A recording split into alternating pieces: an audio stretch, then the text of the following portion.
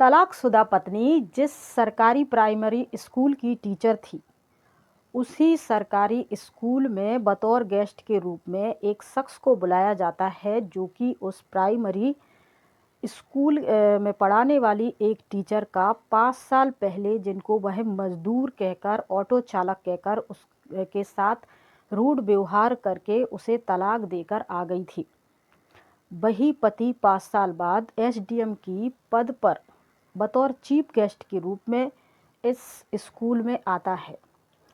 सभी स्टाफ से मिलता है, भाषण देता है और बच्चों के साथ प्यार से व्यवहार करता है और अपने पति को एसडीएम के पद पोजीशन में देखकर पत्नी शॉक्ड हो जाती है।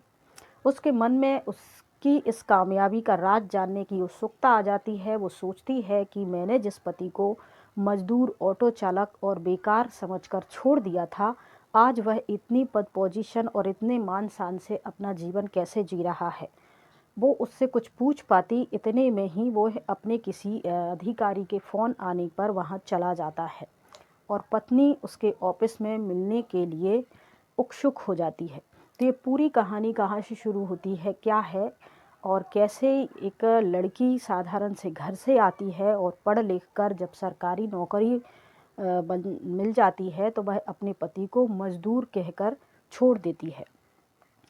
तो ये उत्तर प्रदेश के लखनऊ के एक गांव में रहने वाले संजीव की कहानी है, जो कि एक किसान का बेटा है। किसान, थोड़ी सी इनके पास ज़मीन है और साधारण सुविधाओं के साथ इनका जीवन यापन हो रहा था। संजीव अपने माता पिता का इकलौता बेटा है। वही पास के गांव में रहने वाली एक सोनिया नाम की लड़की से इनकी शादी हो जाती है, जो बहुत अच्छे से तो नहीं थे, वो भी मिडिल क्लास साधारण सुविधाओं के साथ रहने वाले परिवार था। सोनिया की शादी संजीव के साथ हो जाती है और दोनों खुशी से रहने लगते हैं। सोनिया फ़िलहाल शादी नहीं करना चाहती थी, वो पढ़ाई करके कोई सरकारी नौकरी प्राप्त करना चाहती थी। तब संजीव उसको आश्वासन देता है कि तुम शादी कर लो और तुम शादी के बाद तुम्हारी पढ़ाई में जो भी मदद होगी मैं तुम्हारी करूँगा। संजीव और सोनिया दोनों अच्छे प्यार से रह रहे थे, सब कुछ ठीक ठाक चल रहा था। संजीव भी काम करता था, उनके पिता जो थे खेतीबाड़ी करते थे, जिससे घर का काम आसान से चलता रहता था। ज़्यादा से ज़्यादा पैसे जुटा सके और सोनिया को पढ़ा सकें, इसके लिए संजीव एक कभी जाके ऑटो चलाता था, कभी कुछ काम करता था, कभी कोई इवेंट में प्रोग्राम में भाग ले लेता था। ऐसे तरह तरह से काम करके पैसे जुटाकर अपनी पत्नी को भी पढ़ाता था और अपने बूढ़े माँ बाप का ख्याल भी रखता था। इसी बीच सोनिया ने बीएड करी और बीएड करने के बाद वह घर भी संभाल रही थी, पढ़ाई भी कर रही थी, सब कुछ ठीक ठाक चल रहा था। 2-3 साल गुजर जाते हैं, सोनिया प्रेग्नेंट हो जाती है और 1 साल बाद उसको एक बेटी पैदा होती है। इसके बाद सोनिया के उधर यूपी टीचर प्राइमरी टीचर वर्ग 1 का फॉर्म निकलता है, जिसमें सोनिया फिलअप कर देती है और 2 साल के बाद उसका इस प्राइमरी सरकारी टीचर में सिलेक्शन भी हो जाता है। उसकी पोस्टिंग बनारस के एक गांव में होती है, जो कि उसके घर से काफ़ी दूर था। लड़की यहाँ 3 साल की हो जाती है सोनिया की, और फिर पति कहता है कि तुम्हारी पोस्टिंग उतनी दूर है, तुम कैसे संभालोगी बच्ची को, एक काम करो, बच्ची को यहीं छोड़ दो और तुम अपनी नौकरी पर ध्यान दो। बच्ची को मेरे माता पिता और मैं देखभाल कर लूँगा। तुम अपनी शुरुआती टाइम में 1-2 साल आराम से नौकरी करो, इसके बाद ट्रांसफ़र लेकर इसी गांव में आ जाना। दोनों के बीच ये बात तय होती है और सोनिया अपना सारा सामान बांधकर बनारस के उस गांव में जाके किराए का कमरा लेके रहने लगती है, जहां उसकी सरकारी स्कूल में पोस्टिंग हुई थी। इसके बाद शुरू के 1-2 महीने तो सोनिया और संजीव दोनों मोबाइल पर अच्छी घंटों बातें करते थे, लेकिन धीरे धीरे सोनिया का जो रवैया था संजीव के प्रति बदलता गया। यहाँ संजीव की माँ को भी किडनी की प्रॉब्लम हो गई और वह बीमार रहने लगी।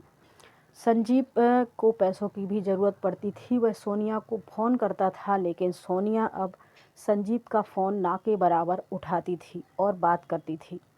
धीरे धीरे 6 महीने गुजर जाते हैं।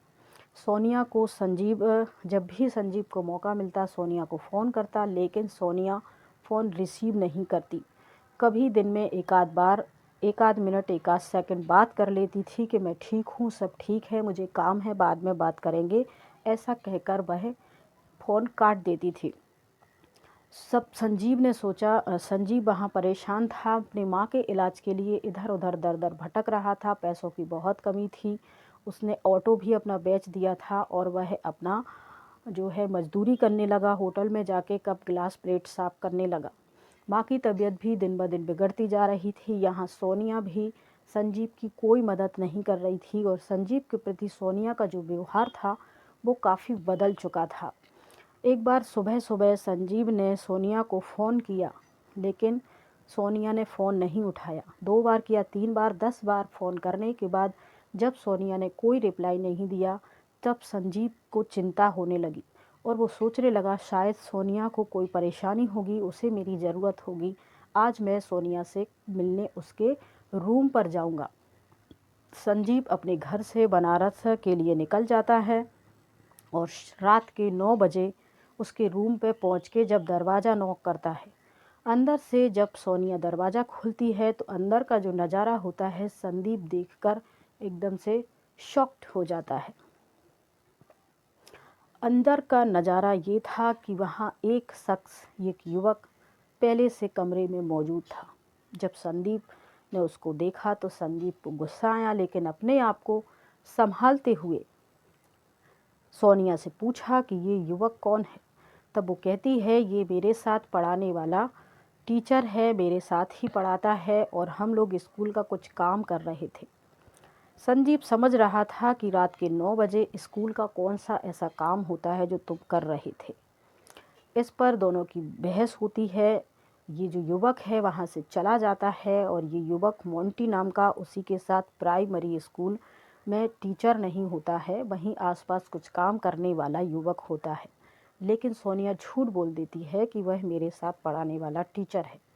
जब संजीव उसके बारे में जानकारी जुटाता है तो पता चलता है कि इस मोंटी के और मेरी पत्नी सोनिया के कुछ प्रेम प्रसंग चल रहे हैं। जब संजीव सोनिया से इस बारे में पूछता है तब सोनिया भड़क जाती है और उससे कहती है कि तुम एक ऑटो ड्राइवर हो, एक मज़दूर हो, होटल में कप धोने वाले हो, तुम्हारे साथ कहीं आना जाना मुझे इंसल्ट फील होती है। लोग मेरे साथ बैठने उठने वाले टीचर मुझे ताने मारते हैं कि तुम्हारा पति मज़दूर है। मुझे शर्मिंदगी होती है, मैं इस रिश्ते के बोझ से आज़ाद होना चाहती हूँ। संजीव उसे अपने तरीके से बहुत समझाना चाहता है, लेकिन सोनिया नहीं मानती है। सोनिया कहती है कि ये मोंटी मेरे बराबरी का है, टीचर है और मैं इसी के साथ आगे की ज़िंदगी गुजारना चाहती हूँ। तब संजीव उनके घर वालों को भी बताता है, घर वाले समझाते हैं, लेकिन सोनिया नहीं मानती है। इसके बाद दोनों का तलाक हो जाता है। अब संजीव के ऊपर अपनी बेटी, अपने बूढ़े माँ बाप और ख़ुद को संभालने की जिम्मेवारी आ गई थी। माँ की तबीयत किडनी खराब होने की वजह से दिन ब दिन बिगड़ती जा रही थी। संजीव के पास भी कोई ऐसा काम नहीं था परमानेंट आय का। तब संजीव इस पूरी घटना से बहुत टूट जाता है, बिखर जाता है और जैसे तैसे अपने आप को संभालता है। उसके रोड के किनारे की ज़मीन की काफ़ी कीमत बढ़ चुकी थी, जिसके ज़मीन का छोटा सा टुकड़ा वो बेच देता है, जिससे 25 लाख रुपए मिलते हैं। इनमें से वो कुछ पैसे अपनी माँ के इलाज करा के माँ को स्वस्थ कर देता है और कुछ पैसे अपनी पढ़ाई में लगा देता है, जो कि संदीप पहले से बीए किए हुए था। तो वो रात दिन एक करके 3 साल की कड़ी मेहनत मशक्क़त के बाद एसडीएम की पोस्ट हासिल कर लेता है और उसको वहीं यूपी में एक जगह एसडीएम की पोस्ट मिल जाती है और वो ख़ास रिक्वेस्ट करके बनारस के उसी गांव के पास अपनी पोस्टिंग लेता है जहां उसकी पत्नी सरकारी स्कूल में टीचर है। जब उसकी पत्नी को उसके बारे में मालूम चलता है कि यहीं संजीव का ऑफिस है, तब वो उससे मिलने उसके ऑफिस चली जाती है। लेकिन संजीव यहाँ अपनी पत्नी की इंसल्ट नहीं करता है, बल्कि उसे अपने पास बुलाता है, बैठाता है, खातिरदारी करता है, चाय नाश्ता करवाता है और कहता है, अभी सुनाइए कि तुम्हारा और मोंटी का रिश्ता कैसा चल रहा है। तब सोनिया रोने लगती है और कहती है, मुझसे बहुत बड़ी गलती हो गई थी जो मैंने तुम्हें समझ नहीं पाई और मैंने तुम्हें ठुकरा दिया। मुझे माफ़ कर दीजिए, मेरी बेटी कैसी है? तब संजीव कहते हैं, वो मेरी बेटी है, तुम्हारी बेटी नहीं है। हमारा तो तलाक हो चुका है और तुम अपने रास्ते हो, मैं अपने रास्ते हूँ। मुझे तुमसे कोई लेना देना नहीं है और ना ही किसी प्रकार की तुमसे बदले की भावना है, बल्कि आज तुम्हारी व्यवहार की वजह से आज मैं इस पद पोजीशन पे हूँ। लोगों के दिलों में मेरे लिए इतना मान सम्मान प्यार है, तो ये सब तुम्हारी बदौलत ही है। तब सोनिया अपने आप से शर्मिंदा होती है और कहती है कि मुझे आप माफ़ कर दीजिए, जो कुछ हुआ उसे भूल जाइए। मोंटी ने मुझे धोखा दिया है।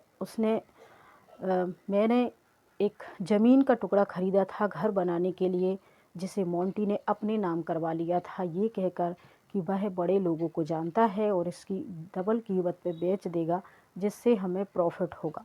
लेकिन मोंटी ने वो ज़मीन भी बेच दी और पैसा भी ले लिया और मुझे भी धोखा देके चला गया।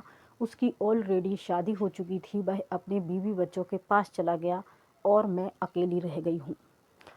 तब पति के पास बहुत गिड़गिड़ाने, माफ़ी मांगने और घर परिवार की रिक्वेस्ट के बाद संजीव सोनिया को अपना लेता है, क्योंकि उसकी जो बेटी होती है, माँ बाप होते हैं, उसको संभालने के लिए वो किसी दूसरी लड़की को नहीं लाना चाहता था।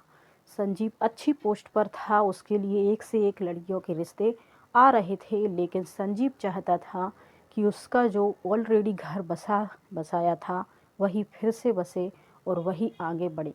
इस तरीके से संजीव का घर फिर से आबाद हो जाता है और दोनों अपनी सरकारी नौकरी में खुश और अपने घर परिवार में संभालते खुशी से जीवन यापन करने लगते हैं। तो कहानी अच्छी लगती है तो इसको लाइक शेयर सब्सक्राइब करें और बहुत ज़्यादा से ज़्यादा शेयर करें, ताकि ऐसे घर टूटते टूटते जो टूट रहे हों वो फिर से बच सके और घर परिवार में खुशियाँ आ सके। जय हिंद, जय भारत।